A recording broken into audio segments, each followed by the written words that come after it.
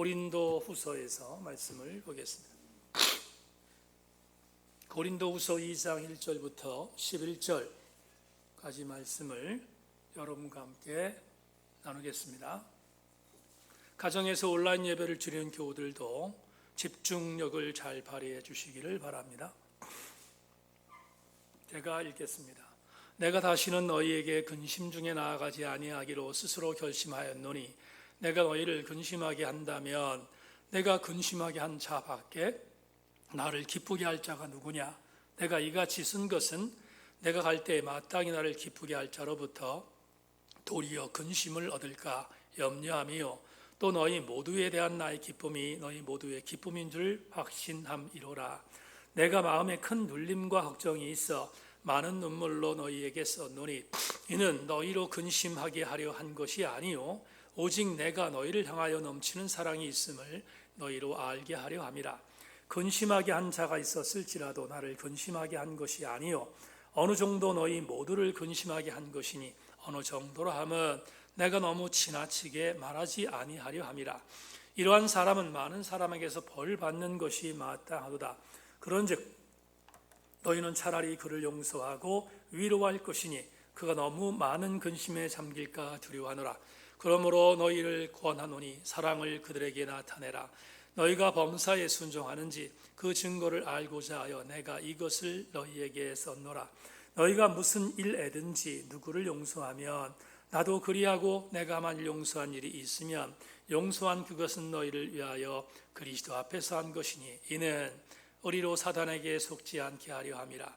우리는 그 계책을 알지 못하는 바가 아니로라. 아멘. 찬송 한 장 올려드리고 말씀 나눕니다. 찬양하겠습니다. 오늘 설교와 관계 있는 찬양 드리겠습니다.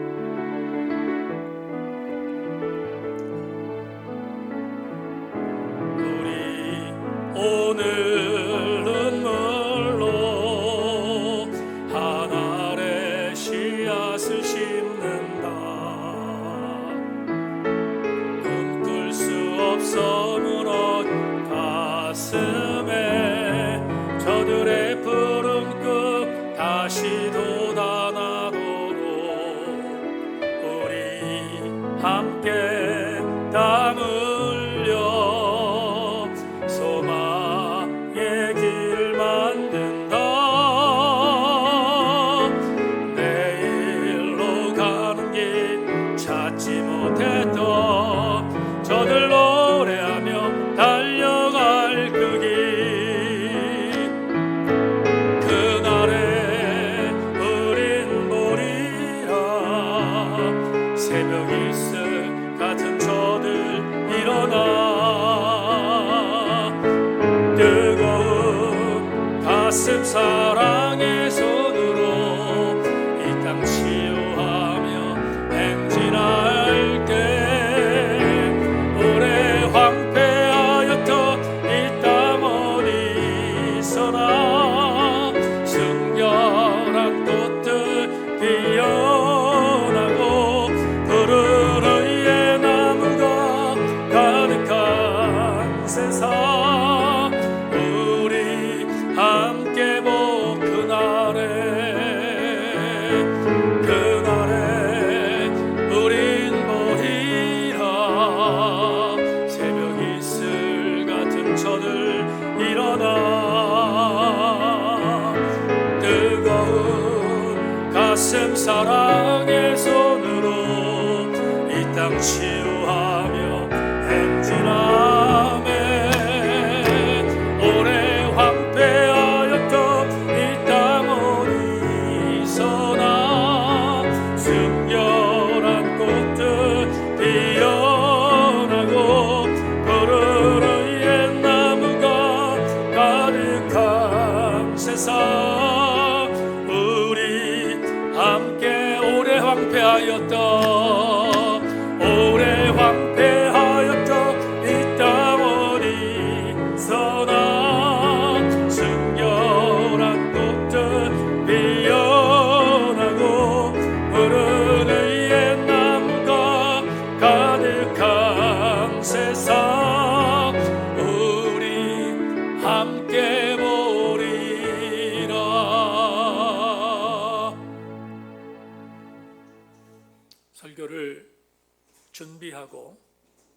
성도들에게 선포하게 했는데 우리가 오늘 한 방울에 흘린 눈물이 얼마나 엄청난 기적을 만드는지 말씀을 통하여 깨닫는 시간이 될 수 있도록 도와주시고, 더불어 그 감동이 어버이 줄 이후 5월 가정의 달에 우리들 모두에게 임하도록 인도하여 주시옵소서. 성령이 함께 하실 것을 기대하고 예수 그리스도의 이름으로 기도 올리옵나이다. 아멘.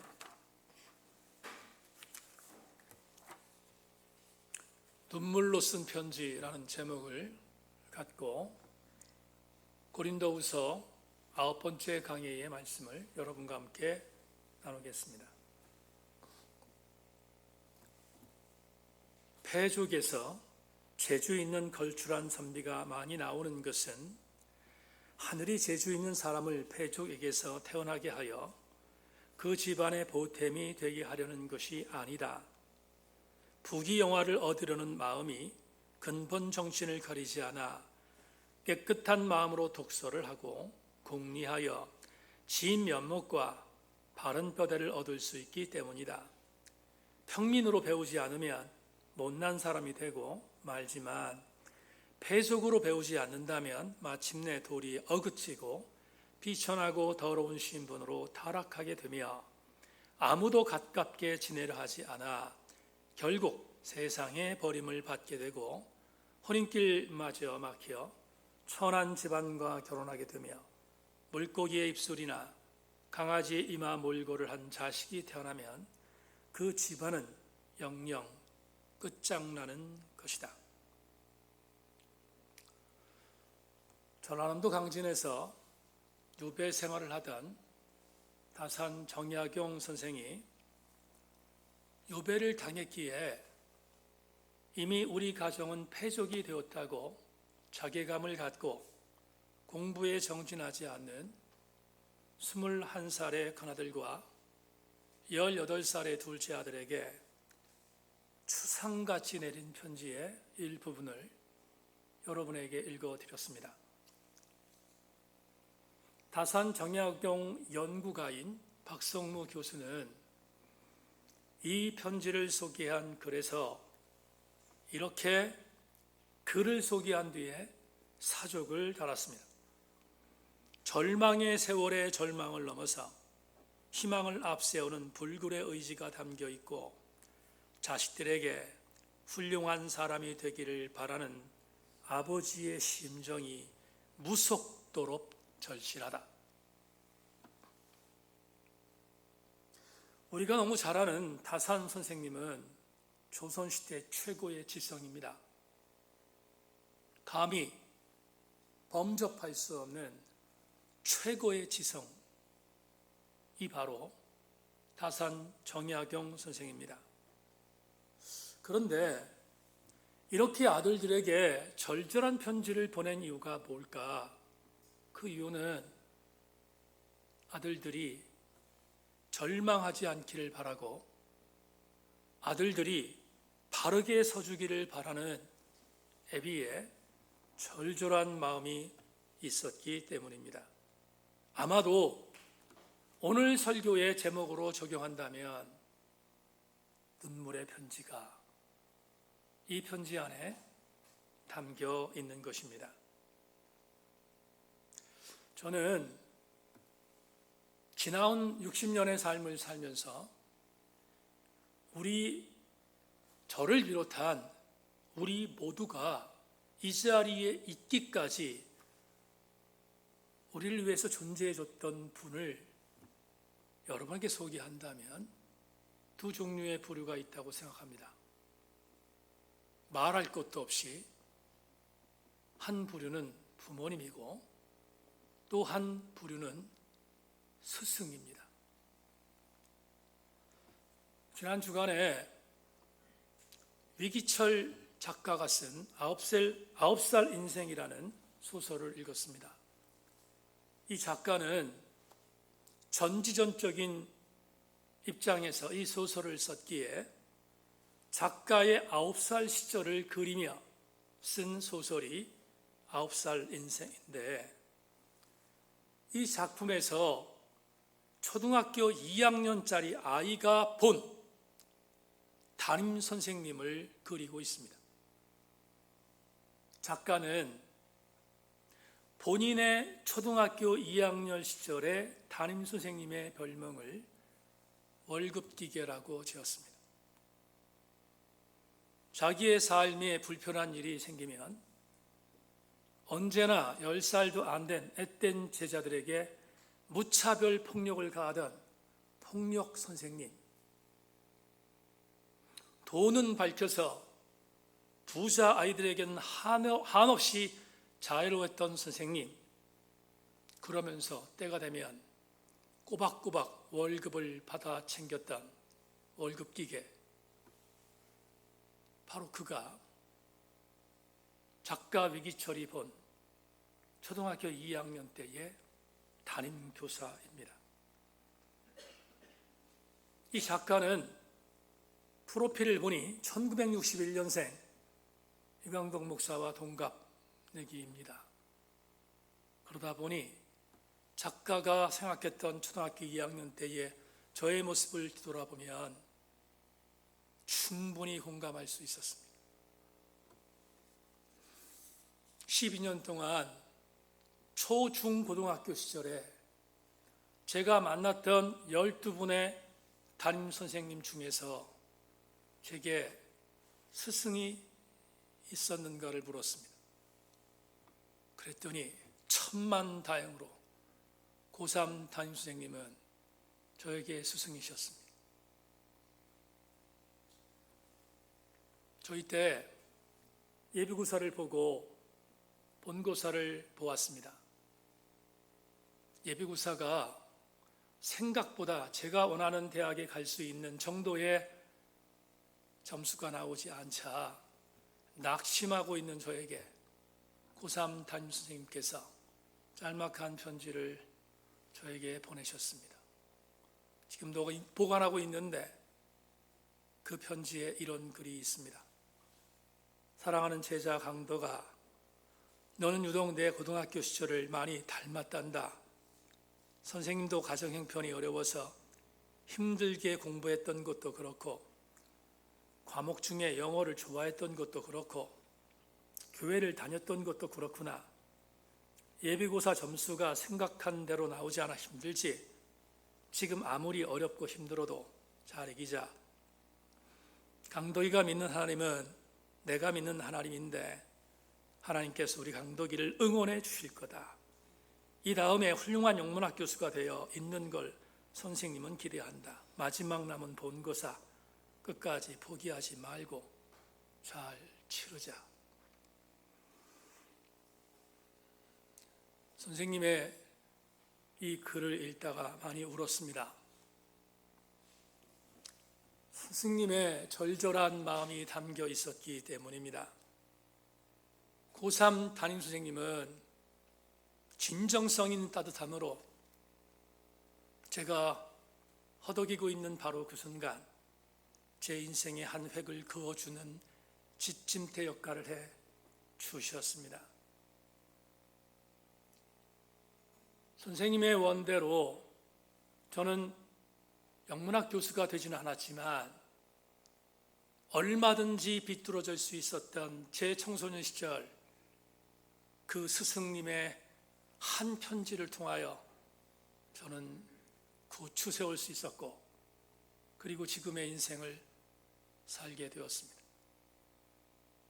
이렇듯 진정성이 있는 글 하나는 한 사람의 인생을 송두리째 바꿔놓을 수 있는 위력이 있음을 저는 그때부터 믿게 되었습니다. 오늘 저는 이렇게 진정성이 담보되어 있는 편지 이야기를 오늘 설교를 통하여 여러분과 함께 나눠볼까 합니다. 바울은 고린도 교회 4번째 편지를 썼다고 했습니다. 그 편지는 우리가 보고 있는 고린도 후서라고 했습니다. 우린 지난 주일 설교를 통해서 바울이 고린도 교회 안에 있는 바울의 적재자들에게 적지 않은 공격을 받았다고 함께 나누었습니다. 이유는 바울이 고린도 교회에 방문하겠다고 약속을 했는데 그 약속을 어기고 방문하지 않은 것을 트집잡아 바울이라고 하는 사람은 신의가 없는 사람, 그리고 천박하고 가벼운 사람으로 몰아세우며 수많은 사람들이 바울을 비토했음을 지난주에 함께 나누었습니다. 그러나 바울은 진짜로 천박하고 가벼운 사람이 아니라 그가 약속을 저버린 이유는 신의가 없는 사람이었기 때문이 아니라 도리어 고린도 공동체에 가게 될 경우에 바울의 적대자들을 향하여 곱지 않은 시선으로 압박을 가할 것이 분명했고, 이렇게 해라 저렇게 해라 물리적인 지시를 할 것이 분명했고, 더불어 그는 자기가 갖고 있는 사도의 권위를 갖고 강한 압박을 가할 것을 예상했기에 자정 능력을 스스로 갖기를 원했던 사도 바울은 고린도 교회에 일부러 가지 않았음을 지난주에 우리는 함께 나누었습니다. 그런데 이러한 깊은 마음을 갖고 고린도 교회를 방문하지 않았던 사도 바울은 그럼에도 불구하고 계속해서 바울의 공격자들에 의하여 공격받고 있었음을 오늘 본문도 우리에게 제시하고 있습니다. 오늘 본문 1절과 2절은 바울이 고린도 교회에 가지 않겠다고 한 이후 그가 어떠한 어려움을 당했으며 어떠한 일들이 이루어지고 있는 반응이 나타난 것임을 우리에게 알려주고 있습니다. 1절과 2절을 자막을 통하여 여러분들 집중해 주시고, 특별히 가정에서 온라인 예배를 드리는 교우들은 집중력을 흐트리지 않기를 부탁합니다. 내가 다시는 너희에게 근심 중에 나아가지 아니하기로 스스로 결심하였노니 내가 너희를 근심하게 한다면 내가 근심하게 한 자밖에 나를 기쁘게 할 자가 누구냐. 여러분이 9절에서 알게 되는 은혜가 무엇입니까? 사도 바울이 고린도 교회를 가지 않은 이유는 단도직입적으로 고린도 교회 성도들을 사랑했기 때문이라고 말하고 있습니다. 고린도 교회의 성도들을 사랑했다는 마음은 고린도 교회 성도들에게 근심을 주지 않기 위해서라고 오늘 본문 1절과 2절에서 우리에게 제시하고 있습니다. 그런데 근심을 주지 않으려고 하는 사도 바울은 본인이 고린도 교회에 가지 않은 것을 아주 직설적으로 오늘 본문 4절에서 사랑이라는 단어로 표현하고 있습니다. 4절을 다시 보겠습니다. 내가 마음에 큰 눌림과 걱정이 있어 많은 눈물로 너희에게 쏟노니 이는 너희로 근심하게 하려는 것이 아니요 오직 내가 너희를 향하여 넘치는 사랑이 있음을 너희로 알게 하려 함이라. 뭐라고요? 넘치는 사랑이 내게 있어서 고린도 교회 성도들 너희에게 가지 않았다고 4절은 분명히 우리에게 제시하고 있습니다. 조금 전에 말씀드렸지만 그 사랑의 내용이 뭡니까? 가면 간섭할 것, 가면 이래라 저래라 라고 압박을 가할 것, 이것은 고린도 교회 성도들에게 자정적인 능력으로 커주기를 바라는 것과는 반대되는 것이었기에 바울은 중보할 뿐이지 내가 직접 가는 것이 옳지 않다고 믿어서 그런 고린도 교회에 가지 않았음을, 그것을 4절에서는 내가 너희를 사랑하기 때문이라고 표현한 것입니다. 저는 액면 그대로 바울의 마음을 그대로 동의합니다. 그런데 문제가 있습니다. 이렇게 진정성을 갖고 고백한 편지를 보냈음에도 불구하고 고린도 교회의 성도들 중에 사도 바울에 대하여 계속하여 시비를 거는 무리들이 있었다는 것입니다. 바울의 이러한 진정성 있는 의도를 받아들이지 않는 자들이 있었다는 것입니다. 5절을 보겠습니다. 5절, 근심하게 한 자가 있었을지라도 나를 근심하게 한 것이 아니요 어느 정도 너희 모두를 근심하게 한 것이니 어느 정도라 함은 내가 너무 지나치게 말하지 아니하려 함이라. 바울을 근심하게 만든 근심이 있었습니다. 그런데 이 근심은 고린도 교회 바울을 지지하는 자들에게도 근심이 되었습니다. 그러면 결국은 분명한 사실은 아직도 고린도 교회는 바울을 근심하게 하는 자들이 있다는 증거이지 않겠습니까?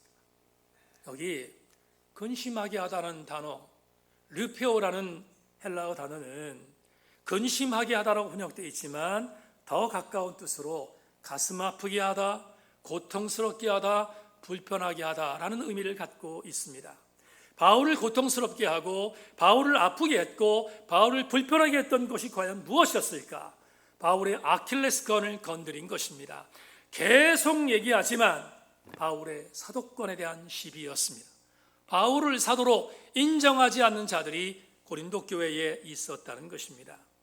그래서 바울은 이것 때문에 마음이 아팠습니다. 이것 때문에 불편했습니다. 이것 때문에 근심했다고 성경은 말하고 있습니다. 그런데 왜 바울이 본인의 사도권에 대하여 이렇게 집착했는가?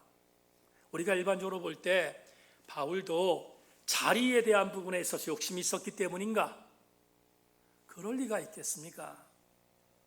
바울은 자리에 욕심 있는 사람이 아니었어요.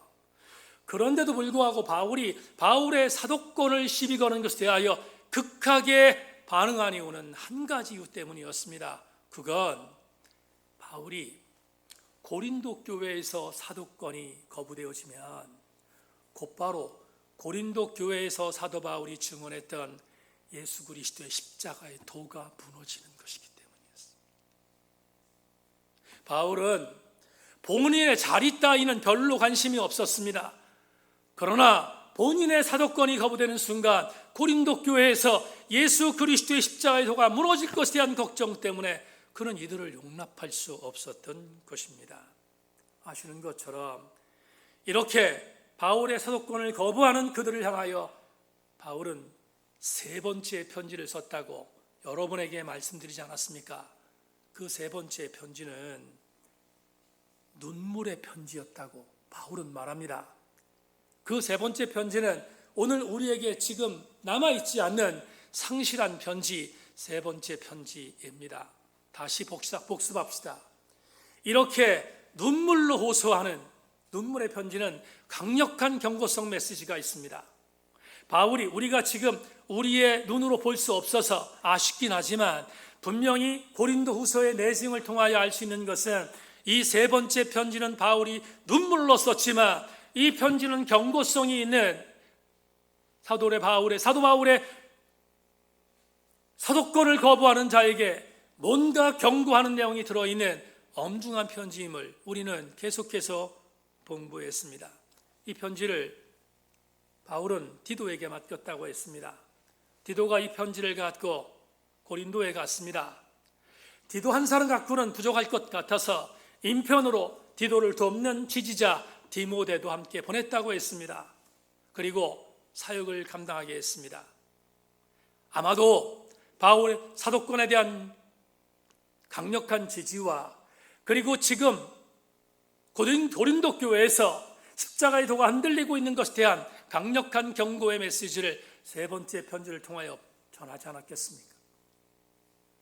디도가 세 번째 편지를 갖고 고린도에 갔다가 마케도냐로 돌아왔습니다.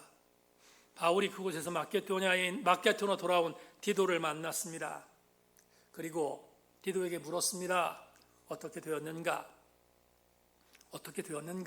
궁금했습니다. 지난주에 설교했는데 5대5 정도가 남아있다고. 그런데 분위기는 분명히 5대5지만 바울의 적대적인 자들이 헤게모니를 갖고 있었던 분위기가 바울 쪽으로 돌아오고 있다는 것을 보여주는 증언이 오늘 본문에 있습니다.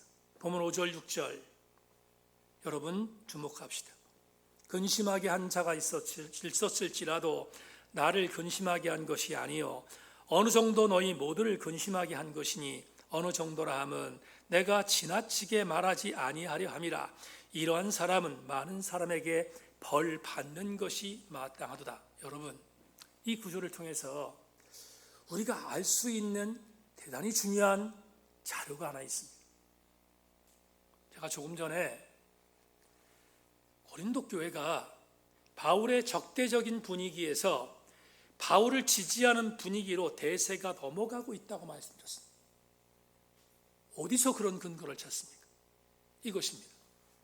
바울의 적대자들이 오늘 6절을 보니까 바울을 지지하는 공동체에 의하여 벌을 받았다고 말합니다. 벌을 받았다. 이 벌이라는 단어는 여러분 우리는 이미 복음서에서 보았던 단어예요. 예수께서 십자가에 못 박혀 돌아가신다고 제자들에게 말하자 베드로가 벌떡 일어나서 예수의 멱살을 잡았잖아요. 그래 멱살을 잡고 뭐라고 말합니까? 주님, 그런 말 하지 마세요. 주님, 절대로 그런 일이 있으면 안 돼요. 주님, 죽지 않아요. 우리가 막을 거예요. 너무나 분노했던 베드로는 스승의 멱살을 잡았어요. 그게 에피티마우잖아요. 근데 여기 나오는 벌이라는 단어가 바로 그 단어입니다. 그러면 이 단어는 어떤 의미겠습니까? 타격을 받은 거예요. 심한 타격을 받은 것입니다. 누군가에게 타격을 준 거예요. 멱살을 잡았으니까 타격을 받은 거예요. 지금 고린도 교회 공동체에서 바울을 지지하는 자들이 바울을 반대하는 자들에게 타격을 가한 것입니다. 멱살을 잡았다 이 말이에요. 다른 말로 표현하면 고린도 교회의 분위기가 사도 바울을 지지하는 쪽으로 기울었다 이 말이에요. 그런데 그러면 여기 말하는 벌이 뭘까? 여러분 이 벌이 뭘까요? 성경에 나오지 않지요? 주석에는 나와요. 여기 나오는 이 벌, 에피티마오라고 하는 이 단어, 에피티미아라고 하는 이 단어는 수석가들이 말하기를 이게 엑스커뮤니케이션, 출교라고 말하고 있어요. 출교. 출교가 뭡니까? 1세기 공동체의 출교는 치명타였습니다. 1세기 교회 공동체의 출교는 절망이었어요. 일부 예배 때 제가 소개했으니까 원고에는 없지만 여러분에게 이렇게 비교할게요. 고석원 사님의 조카 딸이 터키의 트라브존스에서 선교 사역을 하지 않습니까? 근데 김동훈 선교사가 언젠가 저한테 이런 이야기를 한 적이 있습니다. 목사님, 터키 사이에서 이슬람 국가지 않습니까? 종교가 나름대로 다른 이슬람 국가에 비해서 기독교에 대해서 호의적이긴 하지만 이슬람 종교를 갖고 있다가 기독교로 개종하면 그 순간 터키 사회에서 그 사람은 인생이 끝장난다는 거예요. 왜? 모든 걸 다 뺏기는 것입니다. 공무원에 대한 권위, 직장에 들어가는 권위, 공동체에서 이슬람 신앙 공동체에서 완전히 엑스커뮤니케이션, 출교되는 거예요. 쫓겨나는 것입니다. 고린도 교회에서 바울을 반대하는 자들이 당했던 벌이 뭔가? 출교였어요. 그러니까 당시에 종교적인 의미로 바라보면 치명타였다는 것입니다. 그러면 우리 이런 생각을 하게 되잖아요. 출교를 당했으면 고린도 공동체는 누가 이긴 것입니까? 이긴 걸로 말하면 누가 이겼어요? 바울이 이겼잖아요. 바울을 지지하는 자가 벌을 준 거라면 바울이 이긴 것이라고요. 그러면 여러분 법정 용어로 이렇게 말할 수 있어요. 사건 번호 몇 번 종결이라고 사건을 끝낼 수 있습니다.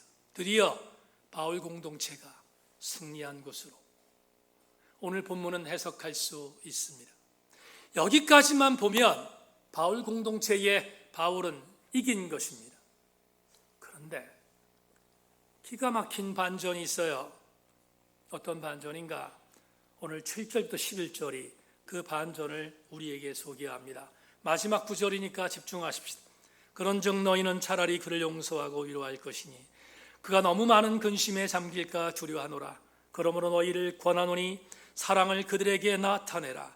너희가 범사에 순종하는지 그 증거를 알고자 하여 내가 이것을 너희에게 썼노라. 너희가 무슨 일 애든지 누구를 용서하면 나도 그리하고 내가 만일 용서한 일이 있으면 용서한 그것은 너희를 위하여 그리스도 앞에서 한 것이니 이는 우리로 사단에게 속지 않게 하려 함이라. 우리는 그 계책을 알지 못하는 바가 아니로라. 여러분, 이게 무슨 말입니까? 기가 막힌 반전이에요. 내가 바울이라면 바울은 사건 번호 종결로 승리했다는 것을 노래할 거예요.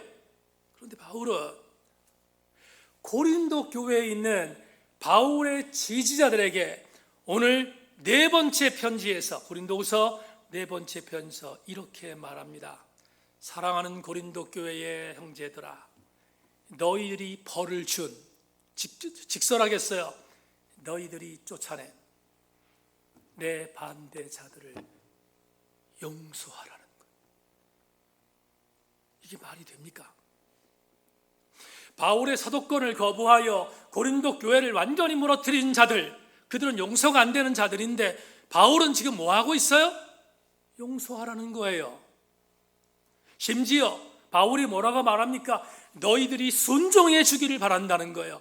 내가 정말로 사랑하는데 저들을 용서하고 저들이 다시 교회 앞으로 돌아오도록 용서하라고 네 번째 편지에서 바울의 지지자들을 향하여 이 편지를 씁니다. 여러분, 이 편지를 우리는 무슨 서? 고린도후서라고 했습니다. 네 번째 편지라고 했습니다. 세 번째 편지는, 잘 보세요, 세 번째 편지는 없지만 세 번째 편지는 바울을 반대하는 자들에게 호소했던 편지잖아요. 이해하십니까?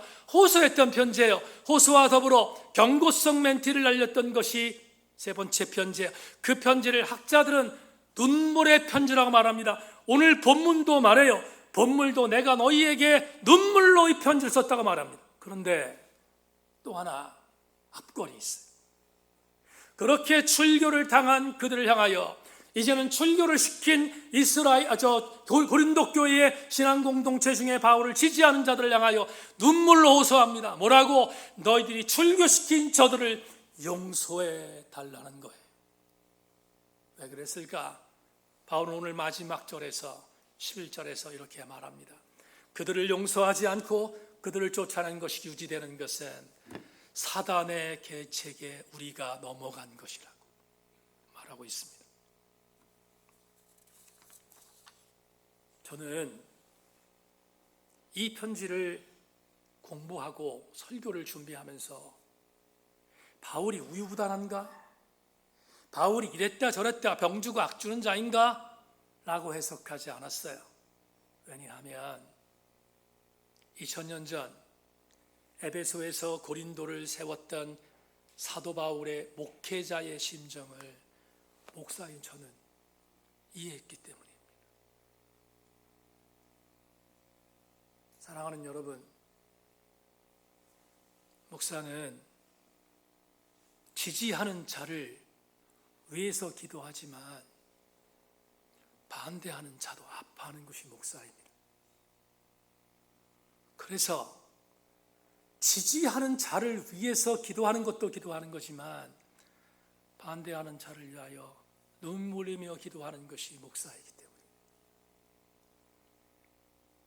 그러면 오늘 저는 이상의 본문 해석을 통하여 오늘 우리에게 주시는 설교의 교훈을 이렇게 받을 수 있다고 생각했습니다. 자막 보겠습니다. 어버이주에 나오신 사랑하는 교우 여러분, 목사와 성도가 눈물로 편지를 쓰고 있는 교회는 절대로 쓰러지지 않습니다.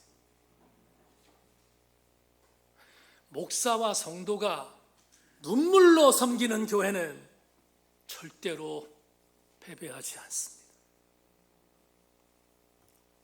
서울에서 아주 아름다운 교회를 만들고 있는 친구 목사와 사석에서 대화한 시간이 있었습니다.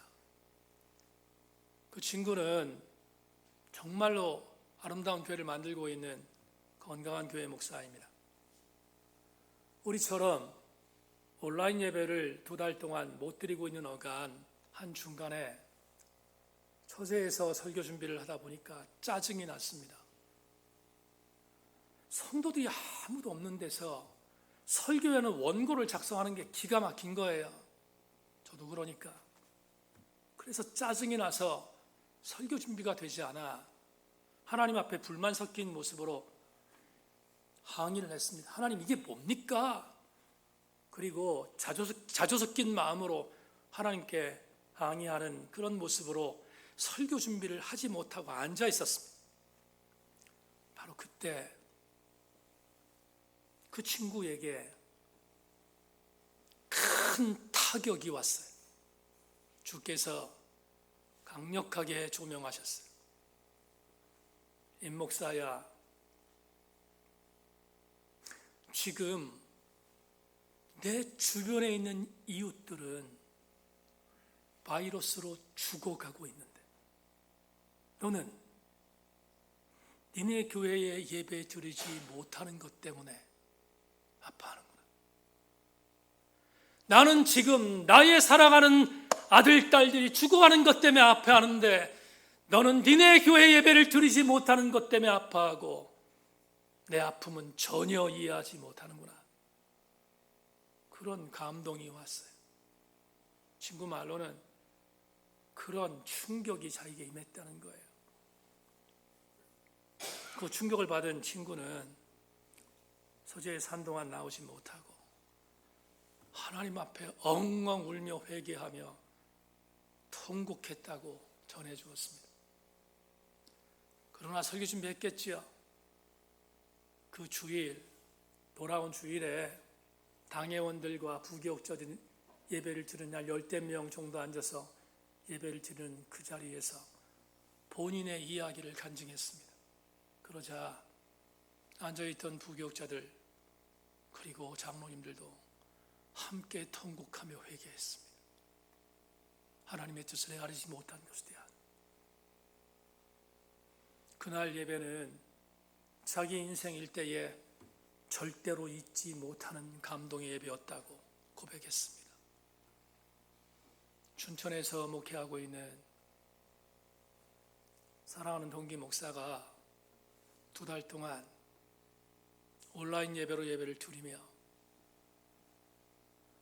섬기는 교회 성도들에게 수없이 많은 목회 서신을 보냈습니다. 그 친구도 사석에서 저에게 이런 이야기를 했습니다. 이 목사, 내가 교회를 개척해서 여기 30여 년 동안 달려왔는데 내 성도들에게 이렇게 애절한 편지를 쓴 적이 한 번도 없었다는 것 때문에 부지 아팠다. 쓸 때마다 얼마나 눈물이 나는지 하나님 앞에 감사 반, 회개 반이었다고 친구가 고백하는 것을 들었습니다.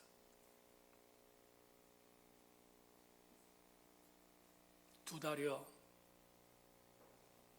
우리 세인교회를 섬기면서 저 역시 성도들이 교회를 나오지 못하여 온라인으로 예배를 드릴 때 놀고 있지 않았습니다. 저는 2달 동안 3가지를 놓고 집중해서 기도했던 기억이 생생합니다. 첫 번째, 하나님, 그 당시 득규가 미국에 있었습니다.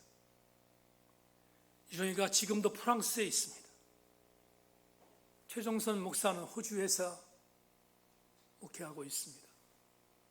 거긴 코로나19를 걸리는 순간 의료보험이 되지 않는 곳입니다. 제가 얼마나 많이 가슴이 타들어갔는지 몰라요. 하나님 앞에 이렇게 기도했습니다. 하나님, 득규를 보호하셔야 되고 유정이를 보호하셔야 되고 최 목사를 보호하셔야 합니다. 그들에게 어떤 일이 일어나면 대책이 없습니다. 하나님, 보살펴 주셔야 합니다. 2번째 기도한 것은 우리 교회에서 자영하는 성도들을 위해서 기도했습니다. 코로나19를 통하여 자영업이 만신창이가 된 것을 알기에 자영업을 하고 있는 성도들이 얼마나 힘들까, 얼마나 고통스러울까 생각해서 이렇게 기도했어요. 하나님, 우리 세인교회 성도들의 자영업을 지켜달라고. 절대로 와야 돼서는 안 된다고. 여러분, 제가 언어로 말하고 있어요. 근데 언어로 말하지 않았어요. 하나님 앞에 기도할 때 하나님께 울며 기도했어요. 성도들의 자영업이 절대로 고통당하지 않도록 해달라고. 그리고 마지막 세 번째, 초창기에 우리 교회가 온라인 예배는 생소한 예배를 드릴 때였습니다. 성도들 가운데 젊은이들은 온라인 예배를 드리는데 부족함이 없었어요. 문제는 온라인 예배에 온자도 모르는 우리 교회 권사님들이 있다는 사실이었습니다. 그들은 온라인 예배를 들어올 수가 없어요. 휴대폰 자체에 온라인을 어떻게 들어오는지를 모르는 분들이에요. 제가 온라인 예배를 드리면서 가슴 아파하면서 오프라인 예배에 대한 부분에 있어서 아쉬움을 얘기하자 수많은 우리 교회 젊은 성도들이 말했어요. 왜 목사님 지금 국가적인 시책에 대하여 그렇게 반응하지 않습니까? 목사님 지금은 온라인이 대세예요. 온라인 예배를 드리라고 저한테 압박하는 성도들이 많았어요. 근데요, 온라인을 예배를 드리는 성도들, 자유자재로 들어와 온라인 예배를 드리는 성도도 내 성도였지만 온라인 예배를 들어오지 못하는 우리 교회의 몇몇 권사님도 내가 정말로 사랑하는 나의 신자들이거든요. 고통스러웠어요. 어떻게 하나? 기도하는 간에 아내가 스피커폰으로 그냥 영상은 못 들어와도 이 자리에다가 컴퓨터를, 이 자리에다가 핸드폰을 올려놓고, 이 자리에다가 내 전화를 올려놓고, 전사님의 전화를 올려놓고 담임 목사의 설교라도 듣는 예배를 드릴 수 있도록 해달라고 하는 그런 얘기를 아내가 전했습니다. 얼마나 제가 마음속에 감동이 되든지 즉시 시작했습니다. 온라인 예배를 들어오지 못하는 성도들이 말했습니다. 툭툭툭 끊기는 고통이 있지만 그래도 목소리라도 목사님 설교를 들어서 감사하다고 하나님 앞에 그들을 향하여 이렇게 기도했습니다. 하나님, 아무개 권사님들이 힘듭니다. 제발 오프라인 예배 나와서 예배드릴 수 있는 날이 속 끼워달라고. 왜냐하면 온라인 예배에 들어오지 못하는 교우들도 제가 너무 사랑하는 나의 사랑하는 성도들이었기에 어느 날 우리 교회 집사님 한 분이 이렇게 말했습니다. 목사님, 광고를 통하여 오프라인 예배를 드리지 못하는 온라인 예배를 드리지 못하는 우리 교회 권사님들을 위해서 사모님이 스피커폰으로 예배를 드릴 수 있는 방법을 만들었다는 광고를 들었을 때 우리 교회 담임 목사님과 우리 교회 사모님이 우리를 이렇게 케어하고 있다는 것 때문에 저도 울었다고.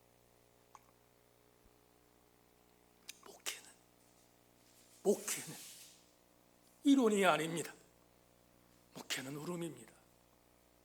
목회는 울음이기에 울음이 없는 목회는 사람을 변화시키지 못합니다.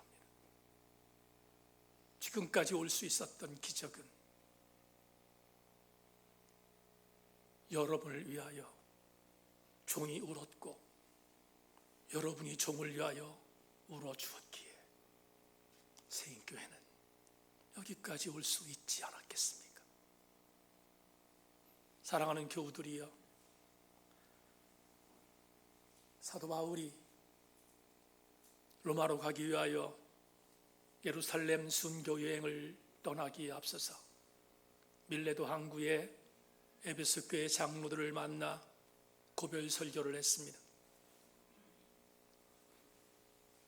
그들에게 말하되 아시아에서 들어온 첫날부터 지금까지 내가 항상 여러분 가운데 어떻게 행하였는지를 여러분도 아는 바니 곧 모든 겸손과 눈물이며 유대인의 관계로 말미암아 당한 시험을 참고 주를 섬긴 것과 유익한 것은 무엇이든지 공중 앞에서나 각 집에서나 꺼리낌이 없이 여러분에게 전하고 가르치고 유대인과 헬라인들에게 하나님께 대한 회개와 우리 주 예수 그리스도에 대한 믿음을 증언한 것이라.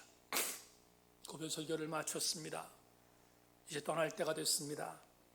그러자 사도행전 20장 36절로 38절에서 마지막 밀레도 항구에서 에베소 교회 장로들과 사도 바울이 함께 반응한 것을 사도 누가는 이렇게 기록하고 있습니다.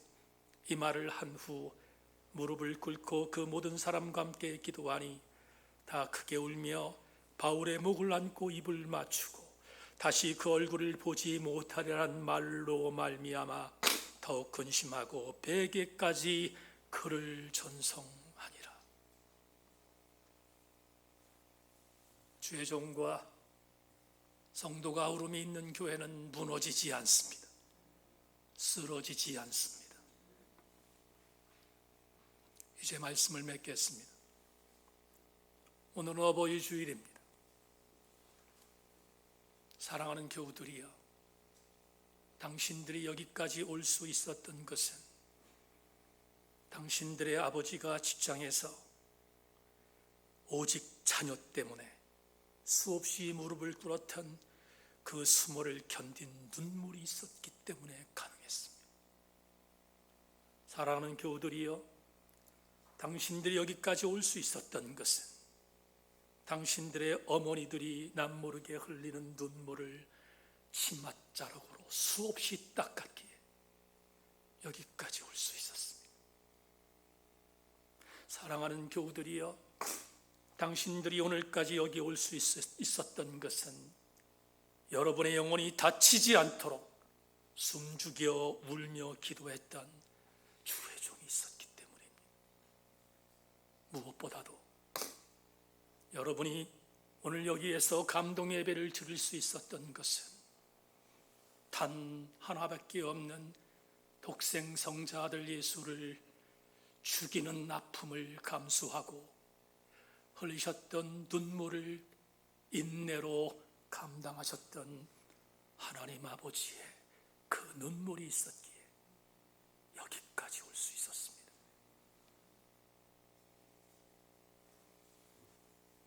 성도들에게 인분을 먹이고 성도들을 뒤로 거꾸로 매달라 수없이 매질하는 비정상적인 교회도 있지만 아직도 대한민국의 교회가 건강할 수 있는 것은 눈물이 있는 교회가 더 많기 때문입니다. 여기 모인 교우들이야, 주님 오시는 그날까지 주의 종은 여러분을 위하여 눈물을 흘리고 여러분은 주의 종을 위하여 눈물을 흘리고 우리 교회 공동체는 이 땅에 죽어가는 수많은 영혼들을 위하여 눈물을 흘리는 교회가 되면 교회는 다시 이길 줄로 믿고 우리 모두 함께 그렇게 달려갈 수 있기를 주의 이름으로 축원합니다. 하나님 감사합니다. 오늘 어버이 주일을 맞이하여 하나님의 말씀의 은혜를 나누었습니다. 바울이 눈물 어린 편지를 2000년 전 고린도 교회 성도들에게 2번이나 보냈을 때 고린도 교회는 바로 설 수 있었음을 기억하는 것처럼 우리도 눈물 흘리며 땅을 위하여 기도하고 나라를 위하여 기도하고 내 사랑하는 가족을 위하여 기도하고 지체들을 위하여 기도하는 우리 새인교회 되게 하여 주셔서 하나님 우리 교회는 계속해서 승리하게 하여 주시옵소서. 예수 그리스도의 이름으로 기도하옵나이다.